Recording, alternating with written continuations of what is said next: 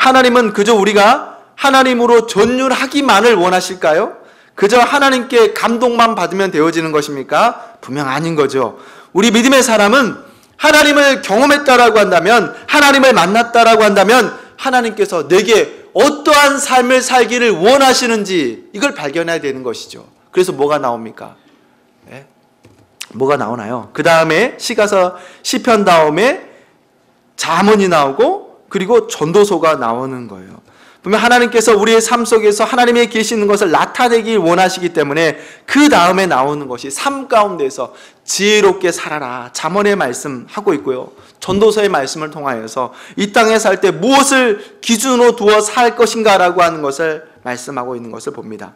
그래서 제가 이 개인적으로 잠언의 말씀과 전도서의 말씀을 깊게 묵상하면서, 그래서 개인적인 거니까 이게 다 다를 수 있습니다. 저 생각에는 잠언보다는 전도서가 훨씬 더 삶에 대해서 무게 있게 다루었다라고 하는 것을 발견하게 됩니다. 여러분, 전도서는요, 솔로몬이 노년에 기록한 말씀입니다. 죽기 직전에 그렇게 이 지혜를 주는 말씀이 바로 전도서예요. 그래서 이 전도서를 통하여서 인생의 결론과 같이 뭐라고 말씀합니까? 하나님이 없는 인생은 헛되고 헛되니 모든 것이 헛되도다라고 하는 것을 그렇게 고백하는 것을 볼 수가 있어요. 하나님이 없는 삶은 이 헛된 인생이다라고 하는 것을, 헛됨을 고백할 수밖에 없다라고 하는 것을 전도서는 그렇게 선포하면서, 전도서의 시작에서 그렇게 하나님이 없는 인생은 헛될 수밖에 없어 라고 그렇게 선포하면서 시작하는 것이 전도서라고 할 수가 있습니다. 우리가 아무리 인생을 지혜롭게 살고 많은 것을 내가 이루었다라고 하더라도 하나님이 없는 삶은 헛될 것뿐이다라고 그렇게 고백할 수밖에 없습니다. 우리가 신앙생활을 잘 하다가도요, 어느 순간에 자기도 모르게 하나님을 떠나는 삶을 살게 되어지는 경우가 있습니다. 우리의 신앙이 시작부터 끝까지 늘 좋은 믿음, 좋은 신앙을 가지고 가야 되는데 날마다 언제나 그렇지 않는 걸 보게 돼요. 그렇게 좋은 신앙을 갖다가도 어느 때는 이거 하나님이 계시는 거 맞는 거야? 하나님께서 정말 살아 계시는 거야? 정말 천국에 있는 거야? 라고 하는 그런 질문을 하기도 합니다. 그런 인생을 향하여서 전도서는 말씀하는 거죠. 솔로몬의 노년에 내가 세상의 것을 다 해봤다라고 합니다. 수많은 지혜를 가져보고 내가 많은 것을 취해봤지만, 세상에 좋다는 것 다 해봤지만 하나님 없는 삶은 헛될 뿐이다라고 하는 것을 그렇게 이야기하는 것, 아예 결론을 내리면서 시작하는 것이 전도서의 말씀입니다. 그러면서 인생을 어떻게 살아야 되느냐라고 하는 것을 다시 또 한번 말씀하는 것이 아가서입니다. 아가서는요, 하나님과의 뜨거운 사랑을 그렇게 말씀하고 있어요. 이 욥기, 시편, 잠언, 전도서, 시가서들의 그 결론과 같이 말씀하는 것이 아가서가 되어지는 거예요. 아가서는 그렇게 하나님을 뜨겁게 그냥 사랑하라가 아닌 거예요. 남녀가 그렇게 뜨거움으로 사랑하는 것과 같이 하나님을 향하여서 뜨겁게 사랑하라라고 그렇게 말씀하는 것이 아가서의 말씀이 됩니다. 이런 것들을 생각해 보게 되어지면 아가서가 왜 시가서의 가장 마지막에 위치해 있는지를 또 한번 생각해 볼 수 있는 거죠. 이 아가서는 과연 우리가 하나님을 믿을 때 어떻게 믿을 것인가라고 하는 것을 말씀하시는데, 남녀가 그렇게 뜨겁게 사랑하듯이 하나님을 알고 믿을 것을 그렇게 말씀합니다. 사람들은 남녀 간의 사랑에 대해서 어느 한편에는 조속하게 보기도 합니다. 그래서 여러분, 에로스 하면 어떤 생각을 갖게 됩니까? 에로틱 하면 좀 저급하고 좀 안 좋게 보는 그런 생각들을 하게 돼요. 그래서 교회에서는 이 에로스에 대해서는 좀 말하면 안 되는 걸로 그렇게 생각을 합니다. 근데 이 남녀 간의 사랑이야말로 하나님의 사랑의 결정체라고 할 수가 있어요. 그래서 남녀 간의 사랑에 대해서는 성경에서 자주 말합니다. 특별히 신랑 되신 예수 그리스도에 대해서 말씀하시죠. 남녀가 결혼하는 신랑 되신 신부로서 신랑을 맞이해야 되는 그런 모습으로 이야기합니다. 또 호세아에서도 집 나간 고매를 그렇게 찾아 나아가는 호세아 선지자의 말씀을 보기도 합니다. 제가 결혼 주례를 하게 되어지면 신랑 신부에게 축복하면서 이 두 분은 이제 에덴의 기쁨의 초대가 되었습니다라고 하는 그런 말씀을 꼭 드립니다. 그렇습니다. 남녀가 만나서 하나 되어지는 것은 에덴인 거예요. 에덴. 여러분, 이 에덴의 의미가 어떤 의미를 가지고 있다고요? 환희죠. 기쁨도 그냥 기쁨이 아니에요. 환희의 기쁨을 갖게 되어지는 것이 에덴의 모습입니다. 부부가 결혼해서 함께 사는 것은 환희의 기쁨입니다. 당연히 부부관계에 환희의 기쁨이 있어야 되는 거예요. 사람들이 가정 안에서 환희해야 합니다. 근데 사람들이 가정 안에서 환희하려고 하지 않고 다른 데서 환희를 찾으려고 하는 그런 사람들이 있는 걸 보게 돼요. 다른 데서 환희를 경험하려고 하는 것은 결국 바른 모습이 아니에요. 잘못된 것입니다. 가정 안에서, 더 정확하게 부부 안에서, 부부 관계를 통하여서 환희해야 되는 거예요. 오직 남편을 통해서, 오직 아내를 통해서 그렇게 환희를 해야 됩니다. 그렇습니다. 우리는 충분히 가정 안에서 환희할 수가 있어요.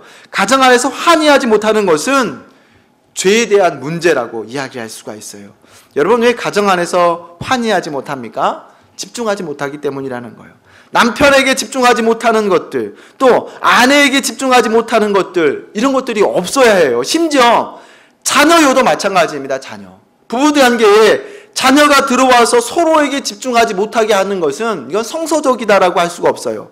자녀들 때문에 남편에게, 아내에게 집중하지 못한다. 부부관계에 있어서 이런 모습조차도 건강한 모습이라고 할 수가 없습니다. 그 어느 것도 부부 사이에 들어올 수가 없어야 되는 거예요. 부부는 충분히 사랑해야 하고 서로 사랑을 받아야 합니다. 우리가 하나님 다음에 가장 집중해야 되는 것은 부부입니다. 남편이고 아내이고 그렇게 집중해야 되는 거예요. 우리가 여기서 참고해야 되는 것은 하나님께서 에덴을 만드셨던 이 부부 가정은요, 교회를 예표하는 것이다라고 할 수가 있어요. 하나님께서 에덴에서 가정을 그렇게 만드셨던 것처럼 교회도 마찬가지죠. 하나님의 독생하신 예수 그리스도를 통하여서 만든 공동체가 바로 교회 공동체입니다. 그래서 교회에 대한 중요성을 이야기하자라고 한다면 예수 그리스도의 피값으로 산 것임을 늘 우리가 기억해야 되는 거. 인간이 만든 것이 아니라 하나님께서 예수 그리스도를 통하여서 그 피 흘리신 피값으로 말미암아 세워진 공동체가 바로 교회 공동체가 됩니다.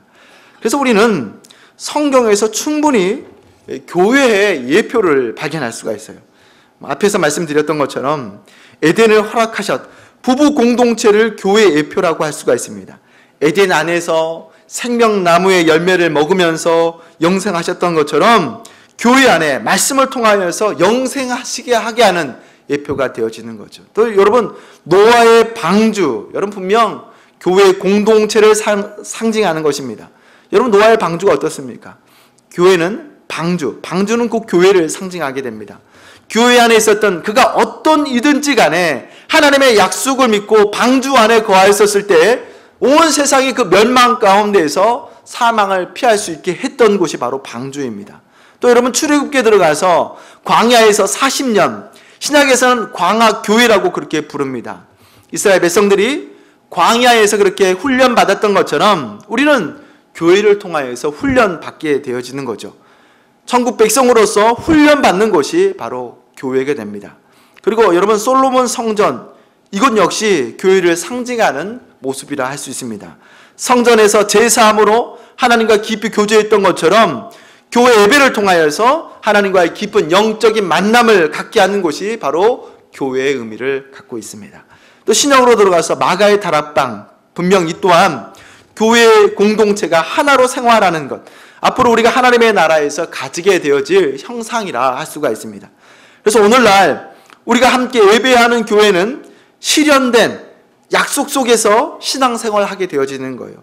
창세기로부터서 약속되어 있는 이 약속이 공동체가 되어져서 우리가 그렇게 신앙의 공동체로서 함께 생활하고 있는 곳이 바로 교회의 모습이라 할 수가 있습니다. 그래서 교회 공동체의 본 의미를 발견하게 되어지면 우리가 더 귀하게 신앙생활을 할 수가 있겠죠. 이렇게 성경에는 많은 교회의 형상들이 그렇게 소개되어 있습니다. 그래서 부부 관계는 에덴에서 만들어 놓으신 교회의 모습이라 할 수 있습니다. 이런 부분에서 이 아가서는 남녀 간의 사랑을 통하여서 충분히 하나님의 사랑을 잘 묘사하고 있어요. 요즘 시대에 이 에로스라고 하는 그 단어가 외설이라고 그렇게 각인이 되어 있습니다. 근데 헬라 시대만 했어도 이 에로스는 절대로 저급함이 아니었다는 거예요. 헬라 시대에는 고급이었습니다. 에로스라고 하는 단어가 고급의 단어였어요. 그래서 헬라 시대에서는 교양이 있고 품위 있게 여겼던 그 단어가 에로스였습니다. 당시 사람들은 이 에로스가 인간을 인간답게 만들어주고 문화가 꽃피게 해주며 세상을 지탱해준다라고 그렇게 생각을 했어요. 그래서 헬라인들에게 에로스는 대상에 갖는 가치와 아름다움에 끌려서 내 것으로 만드는 것이라고 하는 그런 의미를 갖고 있습니다. 우리 믿음의 성도들이 이 에로스에 대해서 생각해 봐야 합니다. 남녀 간의 사랑이라고 하는 것이 여러분 얼마나 고귀합니까? 하나님께서 축복해 주시는 관계예요. 그래서 정상적인 관계에서 자녀를 낳게 되어지면 이 하나님의 축복이 가정 안에서 성취된 것이 되어지는 거예요. 세상 사람 누구든지 이 출생한 아이로 인하여서 함께 기뻐하고 환영할 수가 있습니다. 순결은 부부관계에서 당연히 지켜져야 되는 그런 모습이 됩니다. 그래서 오직 아내를 통해서 만족하고 오직 남편을 통해서 만족하는 것이 부부관계인 것처럼 이 모습이 교회에서와 같이 교회도 마찬가지로 오직 예수 그리스도로 말미암아서 그 핏값으로 모여진 공동체가 충분히 그 안에 연약함을 가지고 있고 아픔을 가지고 있다라고 하더라도 교회 공동체는 부부로서의 의미로 끌어안아야 한다라고 하는 것을 발견할 수가 있죠. 그렇습니다. 교회와 부부는 대단히 이렇게 닮은 점이 많습니다. 앞에서 말씀드렸던 것처럼 부부는 하나님께서 만드신 관계라는 거예요. 교회도 마찬가지입니다. 예수 그리스도께서 세우신 교회입니다. 그리고 부부도 나무로 지냈다가 하나 된 것처럼 교회 공동체도 그러지 않습니까? 우리가 전혀 몰랐다가 서로 나무로 지냈다가 이게 합해져서 부부로서 그렇게 함께 생활하는 그런 모습이 바로 교회 공동체의 모습과 부부의 모습이라 할 수가 있습니다. 또 부부는 남편과 아내가 서로만 바라봐야 되는 거예요. 다른 말로 외도가 있어서는 안 되는 거예요. 교회도 마찬가지입니다. 교회는 신랑 되시는 오직 예수 그리스도를 바라봐야 되는 것이 바로 그게 교회의 모습이라 할 수가 있습니다. 우리는 분명 함께하는 공동체입니다. 그래서 교회 안의 공동체는 가족입니다. 다시 말해서 함께 아파할 수 있고 함께 기뻐할 수 있는 공동체가 되어지는 거예요. 어떻게 보면 남녀가 깊은 사랑에 빠지는 것과 같이 그 사랑이 있어야 되는 곳이 바로 교회 공동체예요. 그런 의미에서 우리 10절에서 13절의 말씀을 한 목소리로 읽겠습니다. 우리 10절에서 13절의 말씀 같이 한번 한 목소리 읽겠습니다. 시작. 나의 사랑하는 자가 나의 사랑 나의 어여쁜 자야 일어나서 함께 가자. 겨울로 지났고 비도 그쳤고 지면에는 꽃이 피고 새해 노래할 때가 일어났는데 방구 소리가 우리의 땅에 들리는구나. 무화과 나무에는 푸른 열매가 익었고 포도나무에 꽃이 피어 향기를 토하는구나. 나의 사랑 나의 어여쁜 자야 일어나서 함께 가자. 아멘. 이 아가서는요 마치 오페라와 같이 남자와 여자가 서로 번갈아 가면서 그렇게 주고받고 하는 그 노래가 됩니다. 그래서 남자 파트가 있고 여자 파트가 있어요. 오늘 8절에서 13절의 말씀은 여자의 파트, 여자들이 부르는 노래입니다. 그러니까 이 본문은 슐라미 여인의 노래가 되어지는데 이 슐라미 여인은 임금이 자기를 얼마나 그렇게 사랑하는지를 그렇게 알고 있어요. 그래서 그 사랑하시는 임금을 향하여서 구애하는데 함께 함에 대한 그 목소리를 듣게 됩니다. 근데 여러분 이 슐라미 여인이 어떤 여인입니까? 아가서 1장 6절에 보게 되어지면 이 여인이 어떤 여인인지를 소개합니다. 한번 읽어볼까요? 1장 6절의 말씀 같이 읽어보겠습니다. 시작. 내가 일광에 찌어서 흘겨보지 말 것은 내 어미의 아들들이 나를 노하여 포도원 지기를 삼았음이니라. 나의 포도원은 내가 지키지 못하였구나. 예, 여기서 이 슐라미 여인의 모습이 어떤 모습이었는지를 우리가 발견할 수가 있는데 별로 그렇게 볼품없는 여인이었다는 거예요. 포도원에서 일함으로 말미암아서 피부는 까맣게 타있는 그런 모습이고 오빠들과 함께 그렇게 거칠게 자라서 성격도 그렇게 거친 성격이었다라고 하는 것을 짐작해 볼 수가 있습니다. 여러분 이런 모습들은요 사실 임금에게 전혀 관심을 받을 수 있는 외모는 아니다라고 이야기할 수가 있어요. 포도원직이면서 얼굴도 시커멓고 성격도 이렇게 거친 성격을 가지고 있는 그 여인이었습니다. 여러분 이 솔로몬이 거하였던 궁중에는 얼마나 아름다운 여인들이 많이 있습니까? 얼마나 자격이 갖추어진 여인들이 많이 있습니까? 그런 여인들을 뒤로 하고 솔로몬 왕은 슐라미 여인의 모습에 그렇게 사랑하고 있는 것을 보게 됩니다. 여러분 이 아가서의 이야기는 단지 슐라미 여인의 이야기만은 아니라는 거예요. 이 아가서의 이야기는 바로 이스라엘 백성들을 사랑하시는 하나님의 마음인 거예요. 하나님께서 자격이 되어지지 않는 이스라엘 백성을 택하시고 그리고 그 이스라엘 백성들을 끊임없이 찾아가서 구애하는 거예요. 만나달라고 계속 만나달라고 구애하시는 하나님의 모습이 바로 이 아가서에 들어있는 겁니다. 자격이 되어지지 않는 민족을 사랑하고 지키시는데 끝까지 지키시는 하나님의 사랑이 바로 이 아가서에 녹아내려져 있다라고 볼 수가 있습니다. 그렇습니다. 우리 이 장면이 중요한 거예요. 구애하시는 하나님, 자격이 되어서 구하는 것이 아니라 자격이 없는 자를 품어주시고 끝까지 놓지 않으시는 그 하나님의 사랑이 아가서에 녹아져 내리고 있습니다. 태초전에 이스라엘 조성하였습니다. 그리고 아브라함을 만나 주시고 또 야곱을 만나 주시고 요셉을 애굽의 종 가운데 있었을 때 만나 주셨습니다. 그리고 출애굽한 이스라엘 백성들을 불기둥과 구름기둥으로 40년 동안 보호하셨다는 거예요. 광야에서 그 먼지를 뒤집어 쓰면서 방황했던 그 이스라엘 백성들을 잠시라도 눈에 놓치지 않고 끝까지 품어주셨던 하나님의 사랑, 그 사랑이 바로 이 아가서에 녹아내려져 있는 것입니다.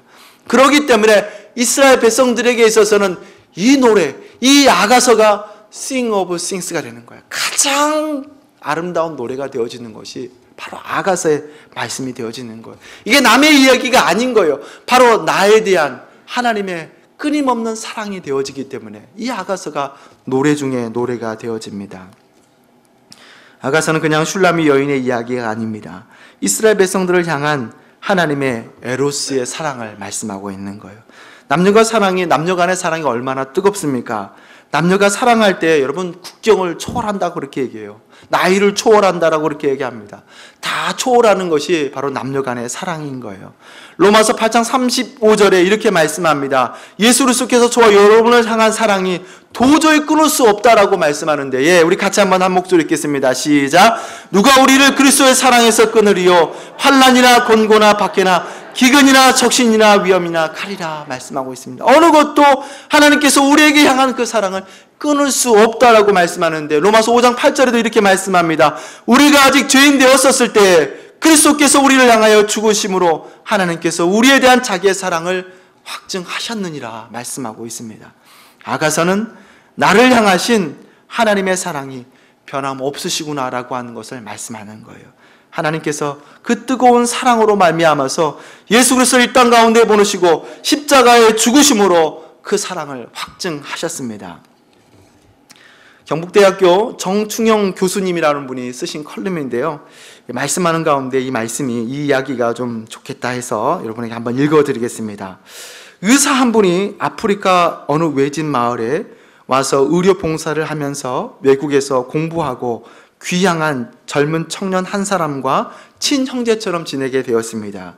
이 청년은 성진 영농기법과 축산기술을 배워 젊은 나이에도 불구하고 이 마을에서 가장 부유한 층에 속하게 되었으며, 그는 앞으로 큰 기업을 일구어 빈곤에 허덕이는 사람들을 구하겠다라고 하는 꿈을 가진 장래가 촉망되는 청년이었습니다.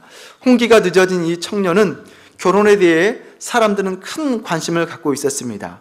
이 마을에서 결혼하려는 청년은 가축을 끌고 처녀의 집에 장인 될 사람에게 이것을 받고 딸을 주시오라고 그렇게 청혼하는 풍습이 있었습니다. 물론 훌륭한 신부감일수록 많은 가축을 데려가야 하는데, 암소 3마리를 받는 신부는 이 마을에 생겨난 후에 단 2사람뿐이었습니다. 어느 날 이 의사는 밖에서 들려오는 요란한 소리에 창밖을 내다보았습니다. 그 청년이 9마리의 소를 이끌고 청혼하러 가는 길이었습니다. 온 동네 사람들이 몰려나와 이 청년이 어느 집에 가는지가를 궁금해하면서 뒤따르고 있었습니다. 청년은 마을을 지나 외딴 곳에 있는 가난한 노인의 집에 당도하여서 청혼을 하였습니다.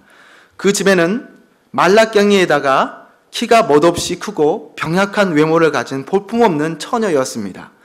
너무 일회의 일이라 마을 사람들은 처녀가 마법으로 청년을 홀리게 한 것이 아닌가 하고 수군거렸습니다. 여러 해가 지난 후 그 의사는 아프리카의 그 마을에 휴가차 들렸습니다. 뛰어난 기업가가 된 그 청년이 그 집으로 초대했습니다. 의사는 그 부인을 소개했습니다. 수많은 여인들을 보아왔지만 이처럼 아름답고 우아한 여인을 그는 본 일이 없었습니다. 의사는 이 사람이 그 말라깽이 처녀와는 이혼하고 새로운 아내를 맞이했구나라고 생각했습니다. 그러나 그 청년은, 선생님, 저 사람이 그때 그 심각한 처녀입니다 라고 그렇게 했습니다. 아니 정말입니까? 의사는 믿을 수가 없었습니다. 저는 아주 어렸을 때부터 저 사람을 사랑했습니다. 외국에서 공부하면서 저 사람의 맑고 고운 눈동자를 한시도 잊을 수가 없어 저 사람에게 청혼을 했지요 하면서 암소 9마리에 대한 물음에 답하였습니다. 제가 청혼할 때 몇 마리 암소로 할 것인가를 오랫동안 고민했습니다. 왜냐하면 암소 몇 마리인가가 아내에게는 자신의 가치를 결정해주는 기준이 될 것이다 생각했기 때문입니다.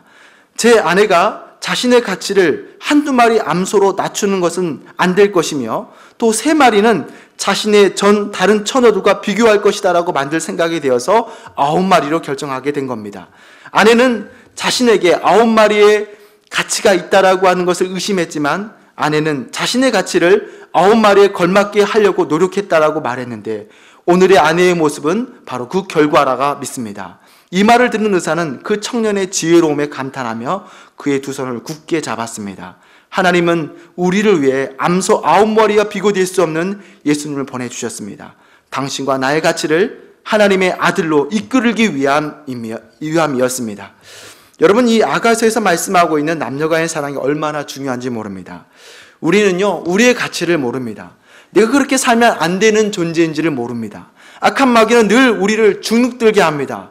외모에 주눅들게 하고 주변 환경에 주눅들게 합니다. 다른 사람들과 비교하면서 그렇게 주눅들게 합니다. 근데 우리가 그럴 필요가 없다는 거예요. 우리 14절의 말씀을 같이 한번 읽어볼까요? 시작. 바위 틈 낭떠러지 은밀한 곳에 있는 나의 비둘기야, 나로 내 얼굴을 보게 하라. 내 소리를 듣게 하라. 내 소리는 부드럽고 내 얼굴은 아름답구나. 이 솔로몬은 슐람미 여인을 보고 싶어 합니다. 그런데 어떻습니까? 바위틈 그 은밀한 곳에 나만의 공간에 갇혀서 나오기를 그렇게 거부하고 있는 모습을 볼 수 있습니다. 우리가 그럴 게 아니라는 거예요. 과거에 사로잡혀 있고 암담한 현실에 갇혀있을 것이 아닌 겁니다. 우리는 지금 신랑 되시는 예수 그리스도의 얼굴을 마주해야 되는 거예요. 그렇습니다. 주님께서 오늘도 저와 여러분에게 사랑을 고백하고 있습니다. 내가 너의 얼굴을 보고 싶다, 함께 가자 말씀하십니다. 여러분, 임금이 말씀하고 있는 이 함께 가자라고 하는 의미가 어떤 의미겠습니까? 나의 왕비가 되어달라고 하는 그런 고백입니다. 이제 이 포도원에서가 아니라 왕궁에서 함께 거하자, 함께 살라라고 하는 사랑의 고백이 되어주는 줄로 믿습니다. 이젠 포도원직에서 왕으로서 함께 하자라고 하는 사랑의 고백이 되어주는 줄로 믿습니다. 우리가 예수 그리스도를 믿는다면 왕을 따라가야 되는 거예요. 왕의 신부의 수준에 이르러야 하는 것입니다.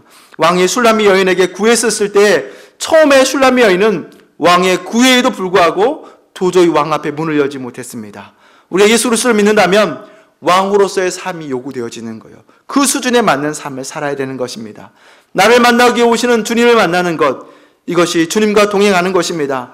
오늘 우리에게 말씀합니다. 그는 분명 주님께서 도전하십니다. 이 한 주간을 다시 보내면서 그 주님의 초청에 응하시기 바랍니다. 더 찬양하시고 더 말씀 가운데 거하시고 예배의 자리 가운데 거하시기 바랍니다. 그게 바로 슐람미 여인이 임금을 만나는 길입니다. 그게 저 여러분이 하나님과 동행하는 길입니다. 그 초청에 응하셔서 함께 일어나 걸으시는 저와 여러분이 되시기를 주님의 이름으로 축원합니다. 기도하겠습니다. 아버지 하나님, 우리 연약함 가운데 있었을 때 잠시도 그의 눈을 떼지 않으시고 지켜보신 줄로 압니다.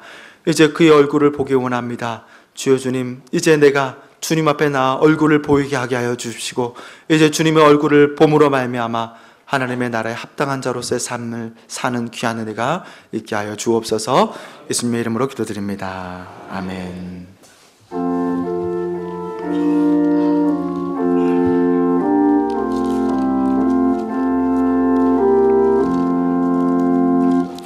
하나님 사랑은 온전한 참사랑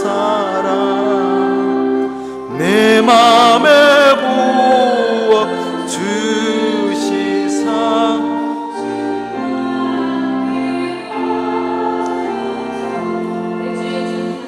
내 주의 참사랑 햇빛과 같으니 그 사랑 내게 비추사 뜨겁게 하소.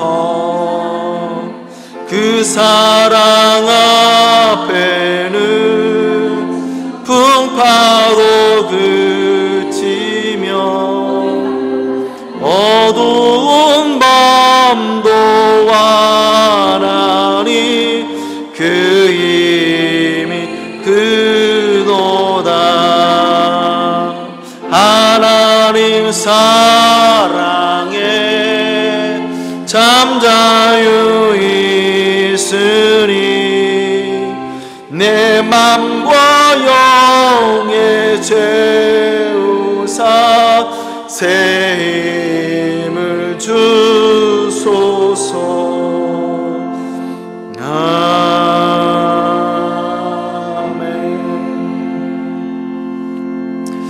하나님 그 크신 사랑에 참으로 감격합니다. 그 크신 사랑에 참으로 우리가 주 앞에 엎드립니다. 주여 주님, 이 주일 동안 주의 품에 품으셨다가 다시 또 몸된 교회 나와 하나님께 예배하면서 말씀을 받았습니다. 이제 이 한 주간 보내면서 더욱더 크신 하나님의 사랑 안에 거할 수 있는 은혜가 있게 하게 하여 주옵소서. 매일 매순간 주님의 얼굴을 마주할 수 있게 하게 하여 주옵소서. 주님의 음성 가운데 내가 반응할 수 있도록 은혜를 더하여 주옵소서. 주여 주님, 또 우리 가운데 명절을 허락하심을 감사합니다.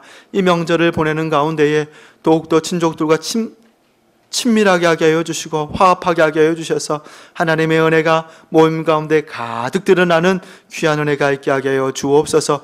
오늘 주님 앞에 나올 때 빈몸으로 나오지 아니하고 귀한 예물 드린 바 주신 바 감사하여 감격하여서 구별하여 예물을 드립니다. 예물을 통하여서 하나님의 영광이 온전히 드러나게 하게 하여 주옵소서. 필요한 곳에 적절히 사용되어지게 하게 하여 주옵소서. 하나님 고아와 과부 가운데에 사용되어지는 귀한 예물 되어지도록 은총을 더하여 주옵소서. 드린 손기울에도 넘쳐나는 은혜가 가득하도록 채워 주옵소서. 약속의 말씀이 하나님 그의 가정 가운데 기업 가운데 가득 넘쳐나도록 은혜로 채워 주옵소서. 이 나라 민족 가운데 늘 함께 하심에 감사합니다. 앞으로도 하나님의 은혜가 이 땅 가운데 가득 드러나게 하게 하여 주시되 세우신 대통령과 위정자들 가운데도 그렇게 가득 드러나게 하게 하여 주옵소서. 이 나라의 민족이 교회를 통하여서 믿음의 사람들을 통하여서 복받게 하게 하여 주시되 정읍지역도 마찬가지로 믿은 이들을 통하여서 믿는 사람들을 통하여서 은혜를 얻게 하게 하여 주옵소서. 시작하는 모든 한 주간 가운데 하나님의 동행하심을 믿사오며 예수님의 이름으로 기도드립니다. 아멘.